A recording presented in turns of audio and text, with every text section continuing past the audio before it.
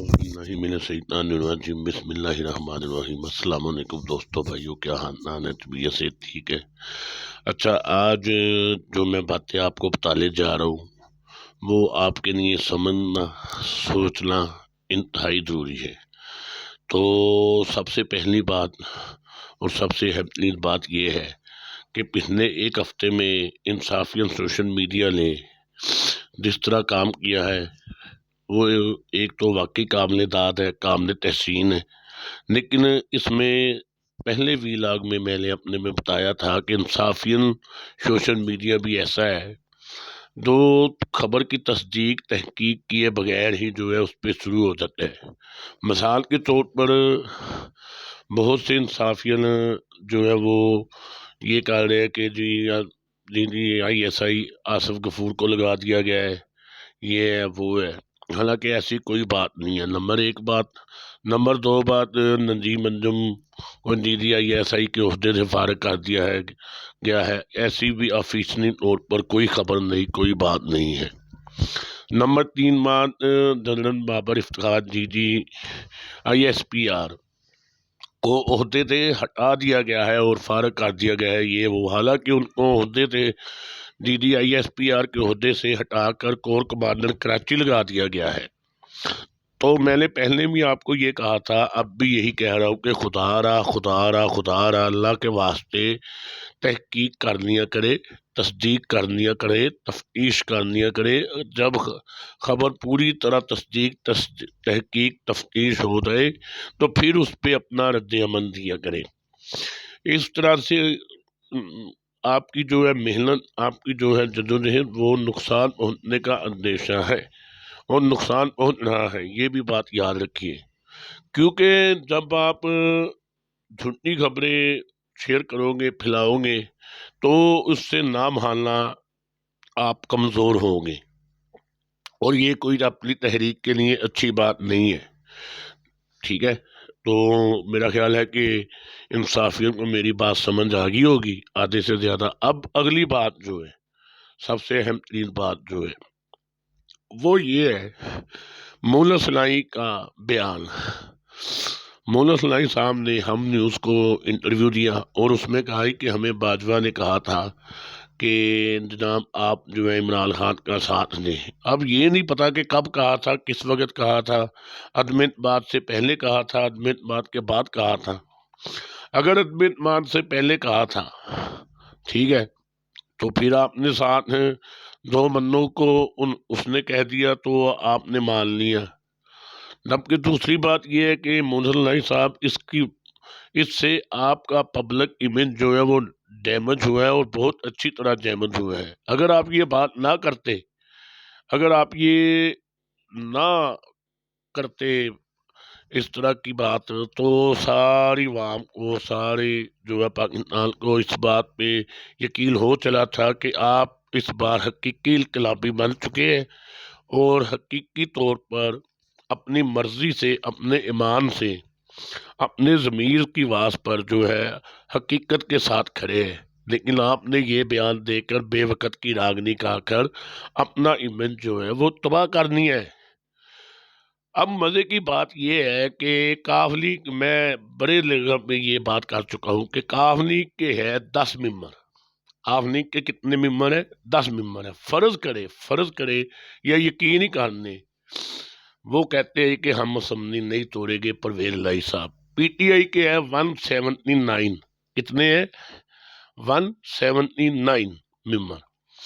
PTI के 179 member इस्तीफा दे देते हैं। नून लीग के है 179 पीपल पार्टी के, ठीक है। तो 15 मेंबर जो है उनके खिलाफ कार्रवाई हो रही है।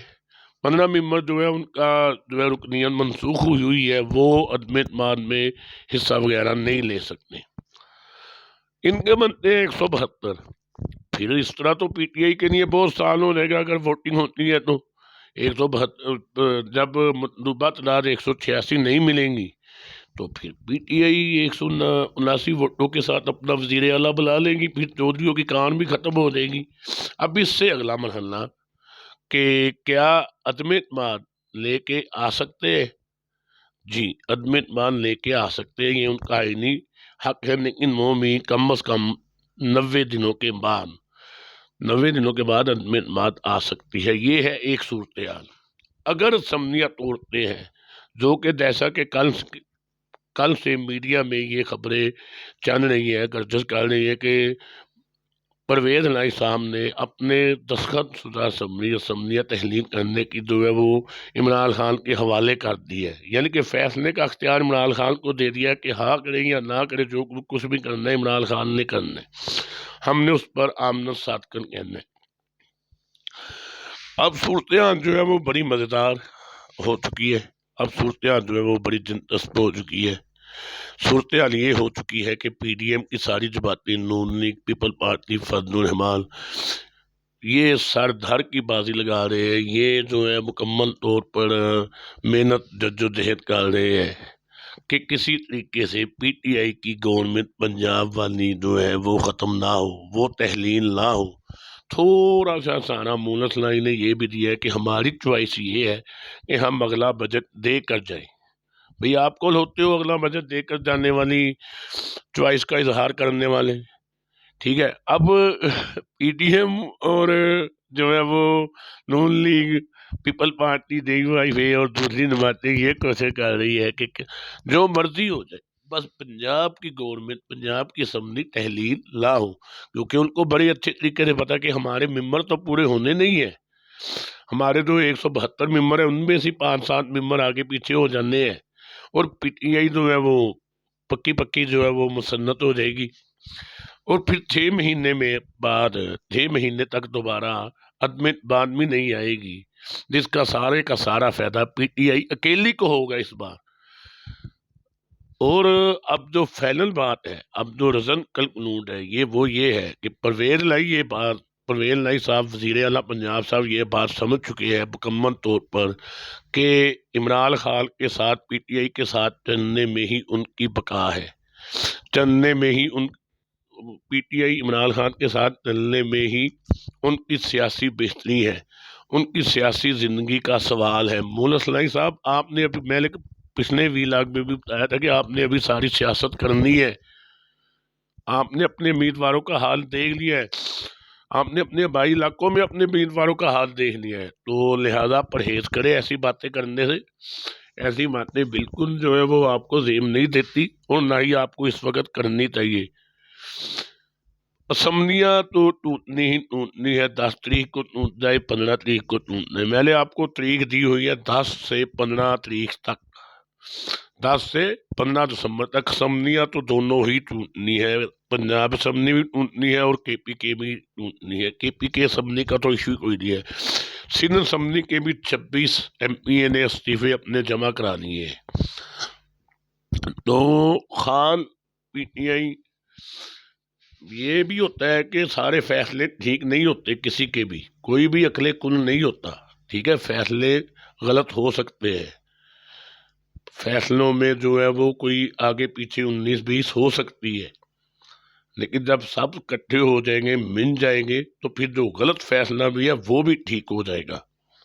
اس لیے آپ اب اسمبلیاں توڑنے کے فریم ورک پر کام کرے اور اس بات پر مشاورت کرے کہ اسمبلیاں اگر ہم توڑے تو کس طرح رمضان سے پہلے عید سے پہلے جو ہے وہ ہم الیکشن کروا سکتے ہیں، ٹھیک ہے، رمضان ہے اپریل میں، اگر آپ اسمبلیاں توڑیں گے تو مارچ تک ہر صورت میں الیکشن کروانے ہی کروانے ہیں، بلکہ 60 دنوں کے اندر ضمنی الیکشن کروانے ہی کروانے ہیں، ٹھیک ہے۔